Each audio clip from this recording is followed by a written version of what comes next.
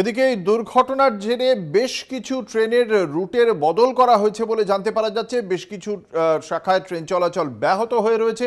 বিশদে জানবো সেই পরিস্থিতি সম্পর্কে রেলওয়ে কি জানাচ্ছে।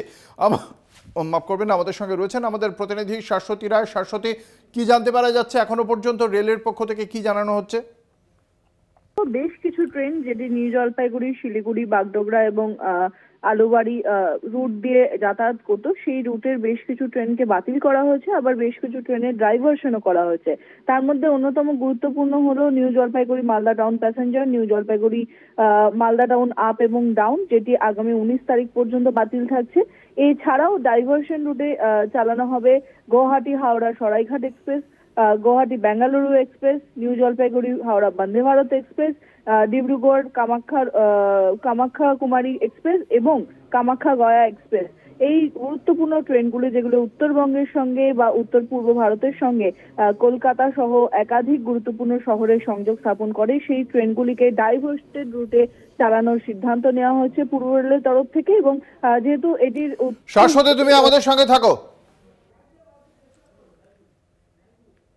मेरे पास जो खबर मिला है कि जो 4 या 3 जो भी है, अभी तक तो पक्का खबर नहीं है, जो बोगी इसको छोड़ के बाकी जो बोगी है अनहर्ट है, इनको लेके फिर से ये शियालदह की तरफ अभी स्टार्ट हो गया, ये खबर मिला है।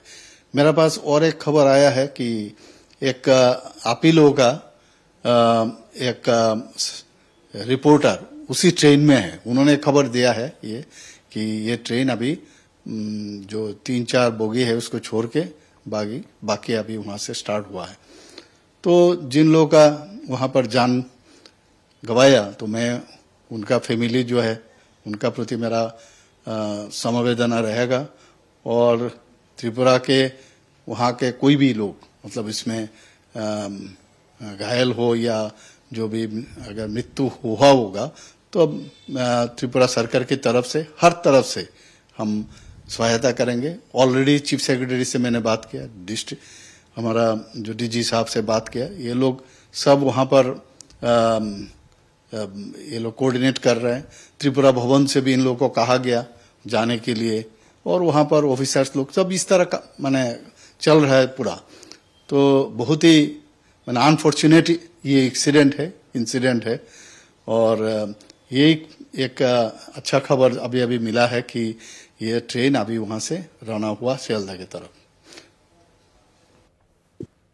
আপনারা শুনলেন ত্রিপুরার মুখ্যমন্ত্রী মানিক সাহার বক্তব্য। আমাদের সঙ্গে রয়েছেন আমাদের প্রতিনিধি শাশ্বতী রায়। আবারও ফিরে যাব।